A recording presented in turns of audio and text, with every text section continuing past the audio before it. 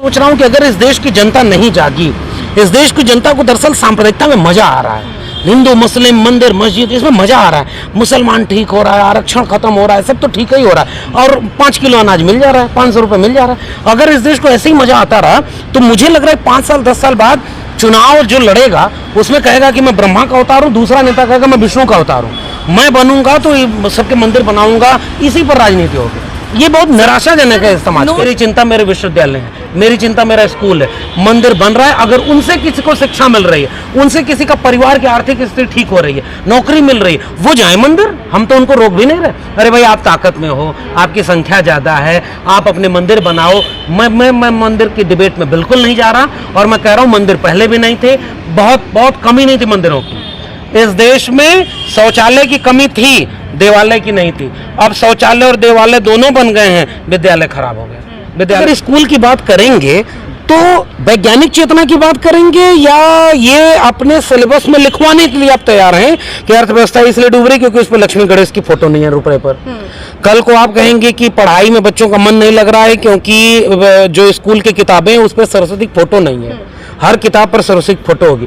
परसों यही लोग कहने लगेंगे कि हर मैथ फिजिक्स केमिस्ट्री इन सब की किताबों में पहले 5 चैप्टर देवी देवताओं पर होने चाहिए।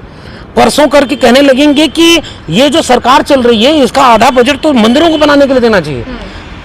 बीजेपी ने एक ट्रेंड सेट कर दिया, उसमें बहुत सारे लोग आ रहे हैं ट्रैप में। मैं बार बार कह रहा हूं कि अगर उनसे बेहतर हिंदू बन करके तुम्हें वोट मिल जाए तब तो आप लगेगा कि बीजेपी को हराने में कामयाब हो।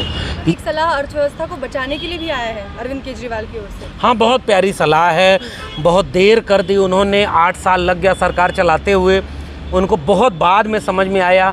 नाहक भ्रष्टाचार पे आंदोलन कर रहे थे, नाहक पढ़े लिखे हो करके राजनीति में आने और पॉलिटिक्स विद डिफरेंस की बात कर रहे थे, नाहक वो शिक्षा और स्कूल की बात कर रहे थे। अच्छा, आप अगर स्कूल की बात करेंगे तो वैज्ञानिक चेतना की बात करेंगे या ये अपने सिलेबस में लिखवाने के लिए आप तैयार हैं कि अर्थव्यवस्था इसलिए डूब रही क्योंकि उस पर लक्ष्मी गणेश की फोटो नहीं है रुपये पर। कल को आप कहेंगे कि पढ़ाई में बच्चों का मन नहीं लग रहा है क्योंकि जो स्कूल की किताबें उस पर सरस्वती फोटो नहीं है, हर किताब पर सरस्वती फोटो होगी। परसों यही लोग कहने लगेंगे कि हर मैथ फिजिक्स केमिस्ट्री इन सब की किताबों में पहले 5 चैप्टर देवी देवताओं पर होने चाहिए। परसों करके कहने लगेंगे कि ये जो सरकार चल रही है इसका आधा बजट तो मंदिरों को बनाने के लिए देना चाहिए। बीजेपी ने एक ट्रेंड सेट कर दिया, उसमें बहुत सारे लोग आ रहे हैं ट्रैप में। मैं बार बार कह रहा हूं कि अगर उनसे बेहतर हिंदू बन करके तुम्हें वोट मिल जाए तब तो आप लगेगा कि बीजेपी को हराने में कामयाब हो। लेकिन ये सारे दलों के राजनेता ऐसा लग रहा है कि धर्म की पिच पर जा करके तो ऐसा लग रहा है कि सरेंडर बोल गए। लेकिन दूसरा खतरा और दूसरी चिंता मेरी बतौर समाज के एक नागरिक की है, मेरे समाज को क्या हुआ है? क्या मेरा समाज ये नहीं समझ रहा है कि ये सब मिलकर के आपके साथ कितना बड़ा खिलवाड़ कर रहे हैं? अब अगर स्कूल पर बात करने वाला आगे लक्ष्मी गणेश करने लगा तो अगली बार गारंटी है कोई स्कूल पर राजनीति इस देश में नहीं होगी।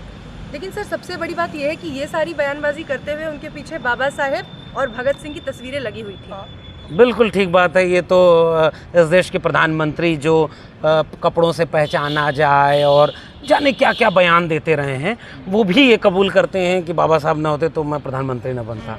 वो जाके एकदम झुक जाते हैं भाई, रोने होने लगेंगे कल को। ये सब बाबा साहब फूले की मूर्ति बहुत बड़ी बड़ी बनवाएंगे और देखिएगा ये होगा, खूब बड़ी बड़ी मूर्तियाँ होंगी, लेकिन उनके विचारों को ख़त्म करने के लिए सारे काम किए जाएंगे। बाबा साहब ने कहा हिंदू राष्ट्र अगर हकीकत बनता है तो देश के लिए अभिशाप होगा और ये हिंदू राष्ट्र नहीं अखंड भारत बनाना चाह रहे हैं। ये बाबा साहब का सम्मान है, अपमान। वैसे ही जब एक बड़ा व्यक्ति वो सब कर रहा है तो ये जो दूसरे आए थे पॉलिटिक्स बदलने के लिए, इनको भी लग रहा है कि भाई पंजाब में चुनाव था तो भगत सिंह याद आ गए और उसके बाद डॉक्टर अम्बेडकर याद आ गए। दोनों घोर नास्तिक। भगत सिंह का सबसे प्रसिद्ध लेख है मैं नास्तिक क्यों हूँ, तो भगत सिंह कौन से वाले आपके अपने 22 प्रतिज्ञा करवाई उनके मंत्री ने, उसका इस्तीफा ले लिया। जो 4 महीने जेल में, वो इस्तीफा नहीं देगा। जय श्री राम और कृष्ण का अवतार घोषित कर दिया भाई कुल को। अब देखिएगा कुछ दिन बाद मैं सोच रहा हूँ कि अगर इस देश की जनता नहीं जागी, इस देश की जनता को दरअसल सांप्रदायिकता में मजा आ रहा है, हिंदू मुस्लिम मंदिर मस्जिद इसमें मजा आ रहा है, मुसलमान ठीक हो रहा है, आरक्षण खत्म हो रहा है, सब तो ठीक ही हो रहा है और 5 किलो अनाज मिल जा रहा है, 500 रुपये मिल जा रहा है। अगर इस देश को ऐसे ही मजा आता रहा तो मुझे लग रहा है 5 साल 10 साल बाद चुनाव जो लड़ेगा उसमें कहेगा कि मैं ब्रह्मा का अवतार हूँ, दूसरा नेता कहेगा मैं विष्णु का अवतार हूँ, मैं बनूंगा तो सबके मंदिर बनाऊंगा, इसी पर राजनीति होगी। ये बहुत निराशाजनक है इस समाज के नोट लिए। पर लक्ष्मी गणेश की तस्वीर लगाने का जब प्रस्ताव आया तो उसके खिलाफ लोगों ने अपनी अपनी राय भी पेश की। ऐसे में कांग्रेस की ओर से मनीष तिवारी और बीएसपी के आकाश आनंद की ओर से ये प्रस्ताव आया कि क्योंकि आरबीआई की जो पूरी संरचना है वो बाबा साहेब के वजह से हो पाई थी, इसलिए कहीं ना कहीं अगर किसी की तस्वीर होनी चाहिए नोट पर तो बाबा साहेब वो प्रॉब्लम ऑफ इंडियन रूपी और तमाम चीज़ें लिखी हैं, लेकिन बाबा साहब के पास क्या वो क्षमता है कि उनका अगर रुपए पर फोटो छप जाए तो इकोनॉमी बूस्ट करवा देंगे? अरे बाबा साहब तार्किक आदमी थे भाई। वो कह रहे हैं ये मंदिर जाने वाली भीड़ जब स्कूल जाने लगेगी ये देश का बदलाव आ जाएगा। बाबा साहब तो किताब और कलम की बात करते थे, तर्क और वैज्ञानिकता की बात करते थे। तो बाबा साहब एक ये मंशा अच्छी है, होना यही चाहिए, लेकिन जो काम किया जा रहा है ना वो दरअसल किसी को सम्मान देने के लिए तो किया ही नहीं जा रहा ना। उसमें बाबा साहब, अरे भाई शेर उनका जो बना था अशोक का स्तंभ, उसके साथ क्या कर दिया और उसको भी लोग डिफेंड कर रहे हैं। इस देश में किसी भी चीज़ को डिफेंड किया जा रहा है। ज़्यादा बड़ा नुकसान ये है, मैं तो कह रहा हूँ इस डिबेट में जाने की ज़रूरत ही नहीं है। अगर वाकई किसी की भाई अशोक का चिन्ह उसमें बना हुआ है, अब बाबा साहब की बात कर दो, लेकिन जानते खतरा क्या है कि जैसे ही हम ये कहेंगे कि हाँ बाबा साहब को नोट पर ले आओ, बाबा साहब को वो मूर्ति बनाओ, बाबा साहब, ये सब बीजेपी वाले और आरएसएस वाले कर देंगे। बाबा साहब को पढ़ाओ, ये नहीं मानेंगे। बाबा साहब की किताबें घर घर जाएं, इसको वो रोकेंगे। ये विचारों पर ताला और मूर्ति पर माला कहीं उस दिशा में न बढ़ जाए, इसलिए मैं इस डिबेट को ही नकारता हूँ। मैं कह रहा हूँ इस देश की समस्या इस समय नहीं है कि किसकी फोटो, किसकी तस्वीर, किसकी चीज़ें हो। मैं बार बार कह रहा हूँ कि नई शिक्षा नीति में स्कूल, कॉलेज, विश्वविद्यालय बर्बाद हो गए। सरस्वती तो देवी हैं, फिर क्यों इस देश में सरकारी स्कूल बर्बाद हो रहे हैं?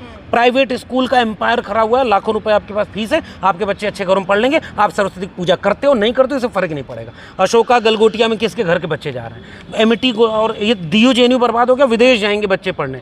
ये जितने बच्चे पढ़ने जाएंगे वो सरस्वती को मानने वाले होंगे या जिसकी जेब में पैसा होगा? ये देश बदल के बर्बाद होता जा रहा है। और आप नाहक पढ़े लिखे नेता, आपसे ये उम्मीद नहीं थी कि आप लक्ष्मी, गणेश, राम और कृष्ण ये सब करोगे।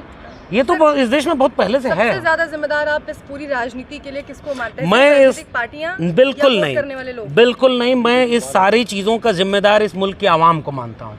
इस मुल्क की आवाम, हम जिस गांधी पीस फाउंडेशन पर खड़े हैं, यहीं से एक ज़माने में जेपी को पुलिस पकड़ कर ले गई थी, आधी रात को इमरजेंसी लगाई गई थी और पढ़ने लिखने और लड़ने वाले, बोलने वाले लोग जेल में डाल दिए गए थे। लेकिन उसके बाद इस मुल्क का इतिहास बदला। मगर उस समय क्यों इमरजेंसी के खिलाफ जनता सड़क पे आ गई? आज की जनता तो घोर सांप्रदायिक बना दी गई है। आज लोगों को लगता है कि अच्छा तो हो रहा है, मंदिर मस्जिद में डिबेट हो रही है। मैं इसलिए चिंतित इस बात से हूँ, नेता की क्या बिसात है, नेता को वापस 5 साल बाद जनता के बीच में जाना पड़ता है। ये कम से कम भारत के संविधान ने इतना मौका दिया है इस मुल्क की आवाम को। इस मुल्क की आवाम को अशिक्षित और बेरोजगार बनाकर, भीतर से सांप्रदायिक बनाकर, जातियों में बांटकर और तमाम तरह से इतना कमज़ोर कर दिया गया है कि वो अब किसी भी चीज़ को समझने को तैयार नहीं। और जो समझ रहे हैं इस मुल्क के लोग, वो खामोश बने बैठे हैं, चुपचाप तमाशा देख रहे हैं। कोई जेल में चला जाए, आजम खान जेल में चले गए। आजम खान से ज़्यादा नफरत का बयान और किसी ने नहीं दिया था। वो सारे MP MLA कोर्ट के लोग कहाँ बैठे हैं? एक मुसलमान है, अभी जेल से निकला फिर जेल में गया, और गोली मारो, जूता मारो और क्या क्या बयान देते रहो, आपको कोई जेल में डालेगा। कहाँ बची है जमहूरियत? मैं चिंतित हूँ इसलिए इस सब का। भाई मीडिया पैसे से चलती है। आज अगर सरकार बदल जाए, पूंजीपतियों का पैसा बदल जाए, ये सारे मीडिया घराने वाले तुरंत बदल जाएंगे। ये तो पपेट हैं। नेता आपने उसे ताकत दी है और वो आपके बच्चों का भविष्य बर्बाद कर रहा है। इसलिए अपनी ताकत को अगर इस्तेमाल ढंग से कर लो, 2024 में आप अगर ढंग से निर्णय ले लो तो बहुत कुछ उसी समय देश को बदल जाएगा। और अगर ये मुल्क की आवाम को मज़ा आ रहा है मंदिर मस्जिद में, इस मुल्क की आवाम को लक्ष्मी, गणेश, राम, कृष्ण इसी समय मज़ा आ रहा है, तो 20 साल बाद उनके बच्चों का भविष्य बर्बाद हो चुका होगा। 2 भारत बनेगा।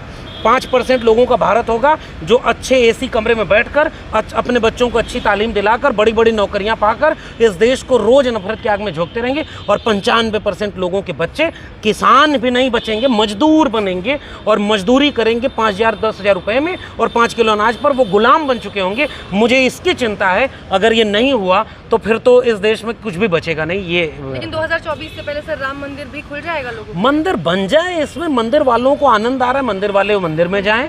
मुझे दिख रहा है कि मेरा दिल्ली विश्वविद्यालय बर्बाद हो रहा है। मैं जिस रास्ते चल करके अगर इलाहाबाद विश्वविद्यालय और दिल्ली विश्वविद्यालय नहीं पहुंचा होता तो मैं आज यहाँ नहीं होता। मेरे दोनों विश्वविद्यालय बर्बाद हो गए। इलाहाबाद यूनिवर्सिटी में 400% फीस बढ़ा दी गई, BHU में फीस बढ़ा दी गई कई 100%। वो बच्चे आंदोलन कर रहे हैं, गरीब के बच्चे पढ़ नहीं पाएंगे। दिल्ली विश्वविद्यालय में पूरी तरह से नई शिक्षा नीति ने DU JNU को बर्बाद कर दिया, लोन लेकर के वो एजुकेशन इंस्टीट्यूशन चलेंगे। मेरी चिंता मेरे विश्वविद्यालय है, मेरी चिंता मेरा स्कूल है। मंदिर बन रहा है, अगर उनसे किसी को शिक्षा मिल रही है, उनसे किसी का परिवार की आर्थिक स्थिति ठीक हो रही है, नौकरी मिल रही है, वो जाए मंदिर, हम तो उनको रोक भी नहीं रहे। अरे भाई आप ताकत में हो, आपकी संख्या ज़्यादा है, आप अपने मंदिर बनाओ। मैं मंदिर की डिबेट में बिल्कुल नहीं जा रहा, और मैं कह रहा हूँ मंदिर पहले भी नहीं थे, बहुत कमी नहीं थी मंदिरों की। इस देश में शौचालय की कमी थी, देवालय की नहीं थी। अब शौचालय और देवालय दोनों बन गए हैं, विद्यालय खराब हो गए, विद्यालय बर्बाद हो गए। इसलिए मैं इस डिबेट में ही नहीं जा रहा। मैं बार बार सोच रहा हूँ कि 20 साल बाद, 25 साल बाद, जब इस मुल्क का 100 साल पूरा होगा आज़ादी का, तब ये मुल्क कहाँ खड़ा